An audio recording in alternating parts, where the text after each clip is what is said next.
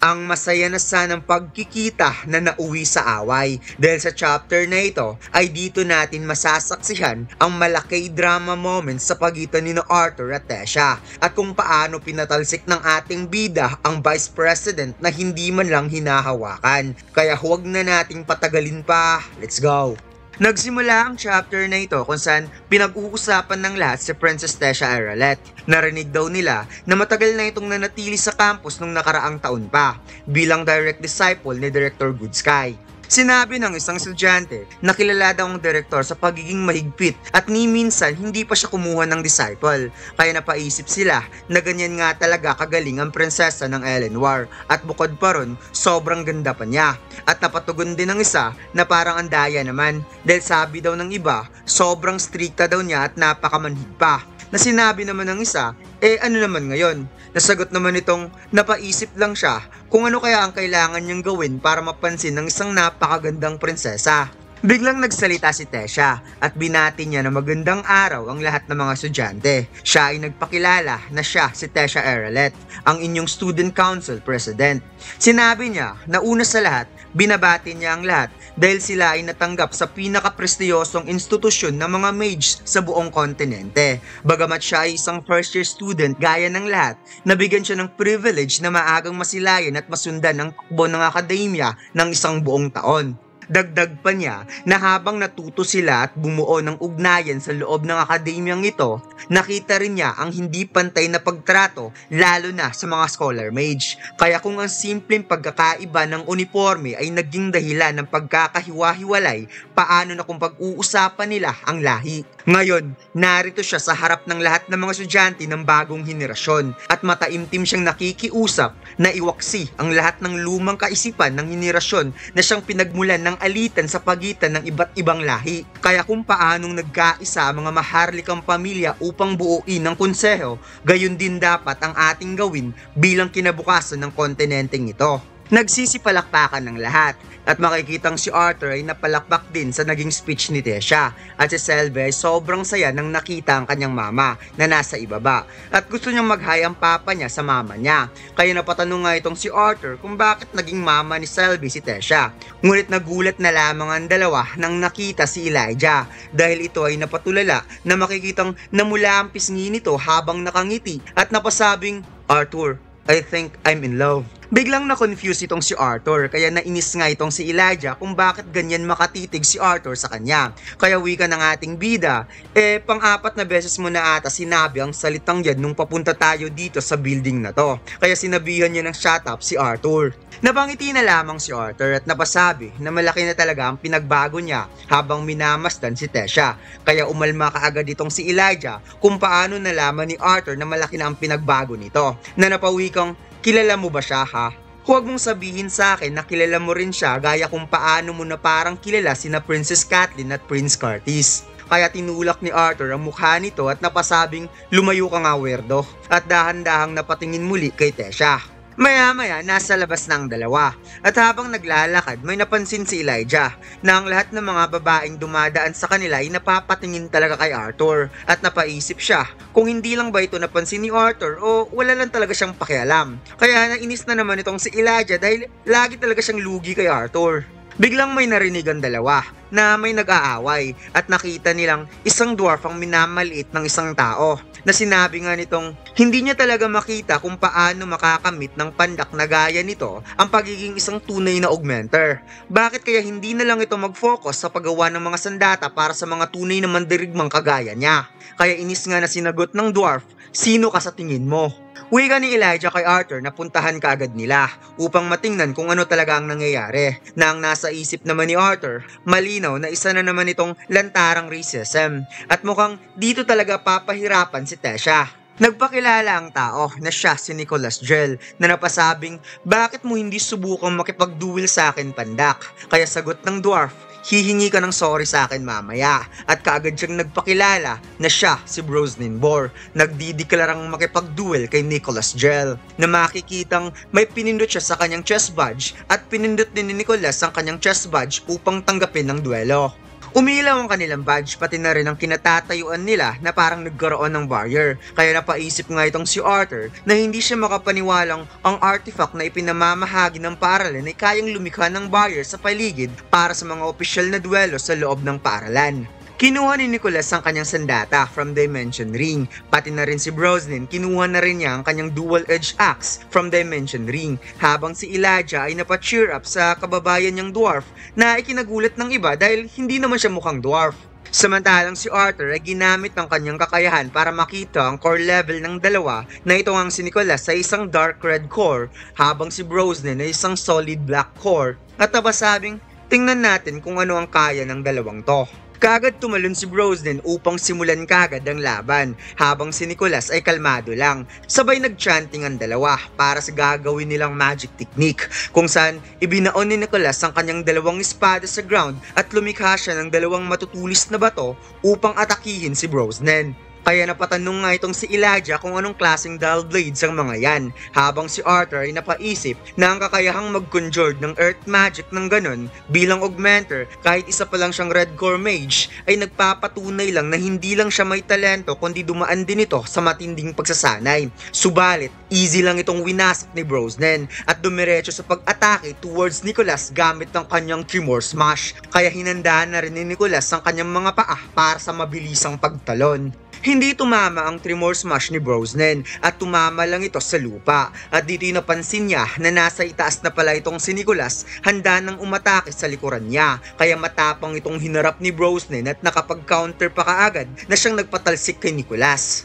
Napabackflip si Nicholas upang panatilihin ang kanyang balanse galing sa pagkatalsik habang si Brosnan ay kinuha ang pagkakataon at kaagad sumalakay, ngunit napangiti nga itong si Nicholas dahil may naisip pala siya na plano kung saan muli na naman niyang ibinaon ng kanyang sandata sa lupa upang magpatalsik ng mga maliliit na lupa papunta sa mga mata ni Brosnan, kaya napawikan na lamang ito na lumalaban ka ata na parang duwag, ngunit bigla na lamang may sumulpot na earth magic direkta sa katawan ni Brosnan na hindi niya inaasahan na talagang sumapul sa kanyang sikmura na siyang nagpawala ng kanyang malay. Pagkatapos, ibinaon ni Nicholas ang kanyang sandata sa gilid ng braso ni Brosnan at napasabing, ano naman ngayon? Kung lumaban ako na parang duwag, ako naman ang nanalo sa isang tangang pandak.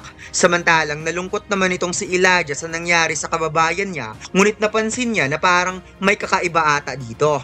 Dahil tapos na ang duel, nabasag na ang barrier. Sa tingin niya, wala tang planong tumigil itong si Nicholas. Itinaas ni Nicholas ang kanyang paa at mukhang plano niyang apakan ang braso ni Brosnan upang hindi na daw ito makapasok sa paaralan bilang first year dahil basag na ang braso nito, habang si Elijah ay biglang nag-activate ang kanyang hero moment at napasabing mukhang ito na ata ang chance ko para maging bayani sa mata ng lahat. Ngunit bigla na lamang napasigaw itong si Arthur, "Uy, sino yan? Nakita ko ata ang student council president." Biglang nagulat si Nicholas at kaagad niyang ibinalik ang kanyang sandata sa Dimension Ring habang napalingon-lingon na hinahanap ang student council president. Samantalang si Arthur ay kaagad namang humingi ng sorry dahil iba pa lang nakita niya. At si Elijah naman ay nagrereklamo dahil sinira daw ni Arthur ang kanyang chance na mag-shine. Subalit biglang hinila si Arthur na ikinagulat ng ating bida na parang siya talaga ay nabigla at dito'y inis na sinabi ni Nicholas, "Gusto mo bang makipaglaban sa akin, mahinang scholar?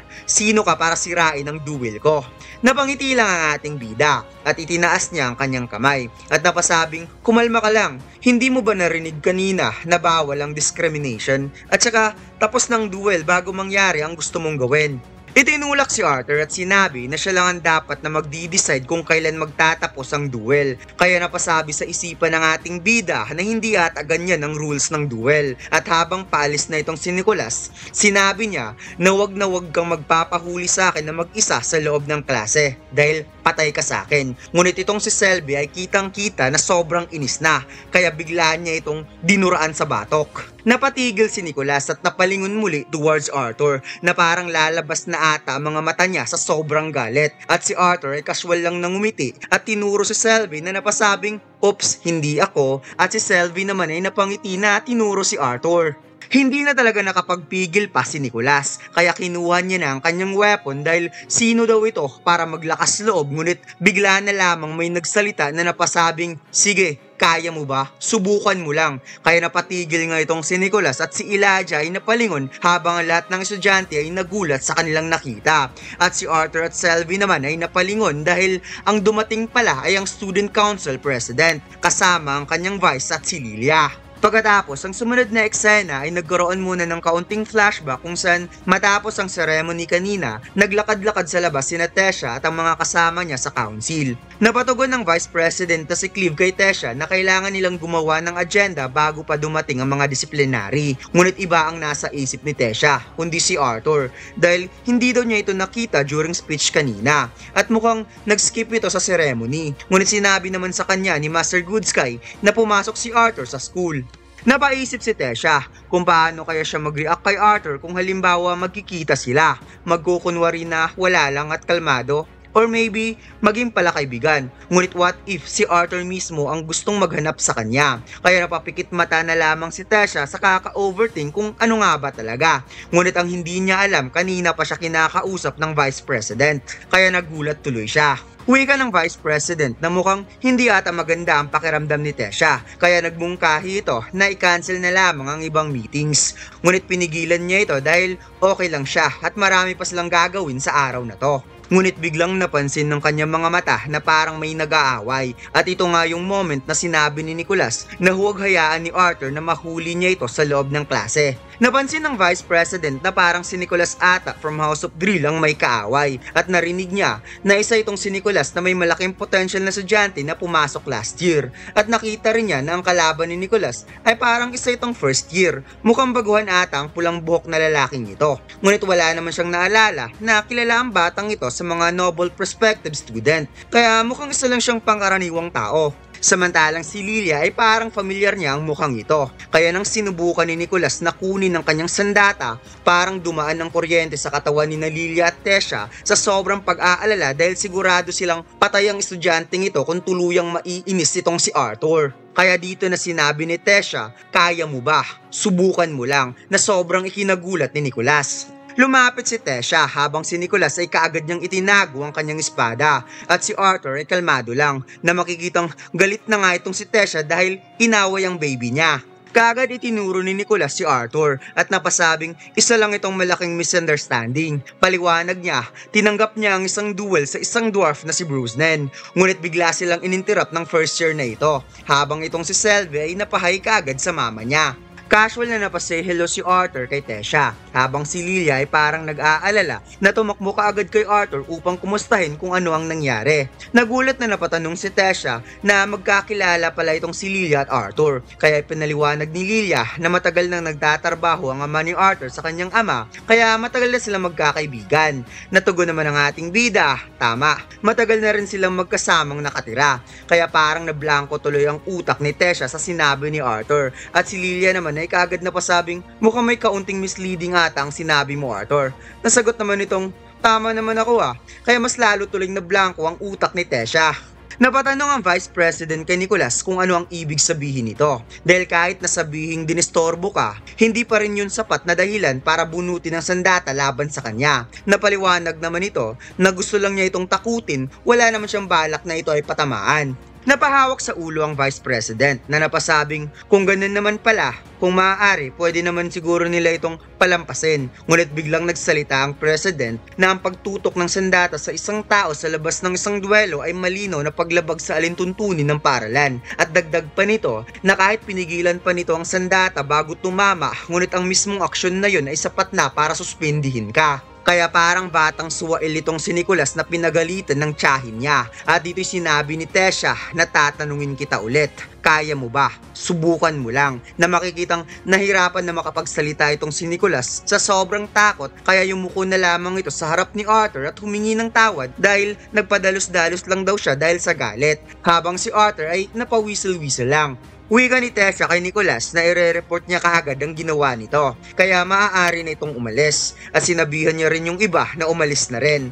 Napahawak sa ulo si Tessa at huminga ng malalim at dito tinanong niya si Arthur kung bakit ito nakipag-away kaagad sa unang araw pa lang ng paaralan at naisip niya na sinabi sa kanya ni Grandpa na susubukan daw nitong maging low profile, ngunit anong nangyari? Subalit itong si Arthur ay biglang napawat na napatanong kung bakit siya hinusgahan kaagad base lang sa huling 5 segundong nangyari. Nagalit namang sinagot ni Tessa na hindi na yun mahalaga dahil alam ni Arthur kung ano ang magiging kahahantungan kung lalala ang sitwasyon. Inis na ipinaliwanag ni Arthur na malapit na sanang magkaroon ng matinding injury ang isang dwarf matapos mabasag ang kanilang barrier dahil kay Nicholas, at kung hindi niya dinivert ang atensyon nito, mas matindi sana ang aabutin na injury ng isang dwarf na kakaharapin niya kaysa dito. Pinigilan ni Elijah si Arthur at sinabing hayaan na lamang ang president dahil may punto naman ito, habang si Tessa ay nagulat na parang naliwanagan, ngunit nainis na nga itong si Arthur at umalis na walang kibo na hindi pinansin si Elijah. Subalit bigla na lamang may humawak sa balikat ni Arthur at napasabing,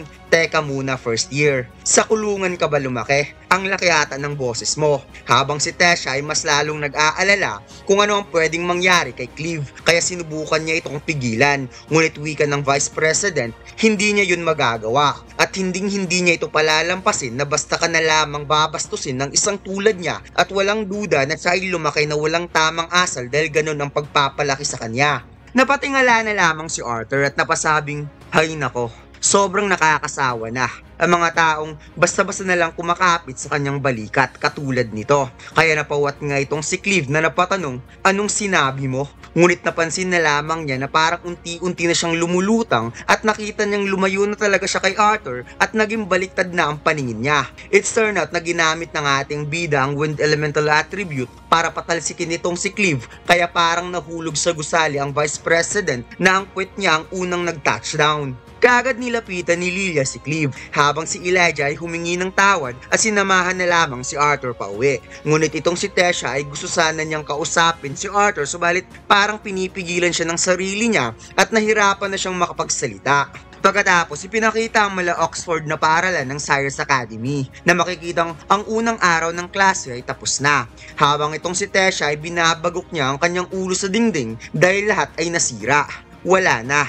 Tapos na. Malungkot na lumapit si Tessa sa kanyang higaan at napaupo habang mahigpit na napahawak sa kanyang unan, at agad niya itong inilagay sa kanyang muka kung saan bigla na lamang itong sumigaw ng napakalakas sa kanyang unan. Bumulusok si Tessa sa kanyang nararamdaman at sinabi niya na kasalanan niya talaga to. Ngunit nag-aalala lang naman siya para kay Arthur dahil kung sakaling mapahamak na naman ito, na madalas naman talaga nitong ginagawa, hindi lang access ng library ang mawawala kay Arthur kundi pati na rin ang privilege na gumamit ng training room facility. Subalit siguro hindi na sana siya naging harsh kanina dahil sa huli hindi naman siya ang may hawak ng weapon. Subalit si Arthur mismo ang sarili niya ay isang weapon, at ang pinaka-importante sa lahat, paanong nangyaring magkasama si Arthur at Lilia sa iisang bahay?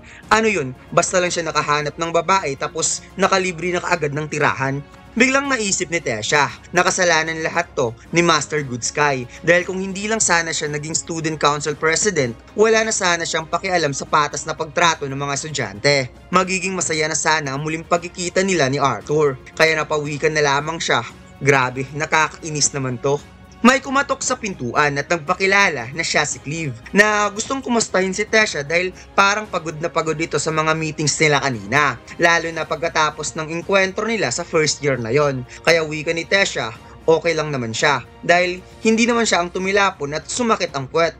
Napatanong si Cleve kung sino ang lalaki na yon at anong karapatan nito para kausapin ng prinsesa ng ganon. Nagbigay ka lang naman ng payo. Kaya sinabi niyang, "Gusto mo bang kausapin ko ang Director Goodsky patungkol dito?" Ngunit tugon ni Tessa na settle na nila ang lahat, kaya magpapahinga na lamang sila. Muling napahiga si Tessa at napasabing, nakakainis, ang gulo naman ito. At saka, bakit kailangan pong maging sobrang gwapo ni Arthur na wala sa lugar? Kaya bigla na naman itong napasigaw sa kanyang kwarto na wala sa oras, habang itong si Cleve ay umalis, dala-dala ang pagka-confuse sa kawerduhan ni Tessa dahil sabi niya kanina okay lang daw siya.